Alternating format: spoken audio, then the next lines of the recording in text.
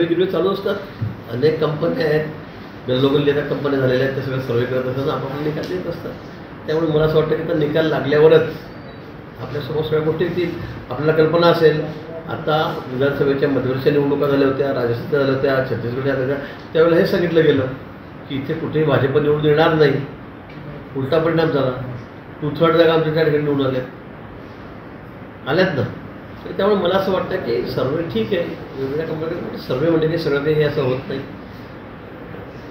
अनेक वेळेला सर्वे हे सगळे चुकत असतात. महाराष्ट्रामध्ये निश्चित सरकार हे महायुतीचंच पुन्हा येईल या बाबतीमध्ये कोणाच्या मनामध्ये, आमच्या मनात तर अजिबात कुठे शंका नहीं. कांग्रेस कहती है जिसकी ज़्यादा विधायक वो होगा, शिवसेना कहती है उद्धव जी होंगे. अब उद्धव जी तो पीएम के लिए भी कैंडिडेट थे, अभी पीएम नहीं बने तो अभी सीएम के लिए आ रहे हैं. उनको तो कहीं ना कहीं कुर्सी पे बैठने की जल्दी हुई है. देखते भी क्या क्या होता है. तो तीनों में तनाव तो चल रहा है महाआघाड़ी में. कौन सीएम बनेगा, पहले सीएम के लिए बहुमत तो लगेगा, मेजॉरिटी तो आनी चाहिए, उसके पहले इनके झगड़े चल रहे हैं.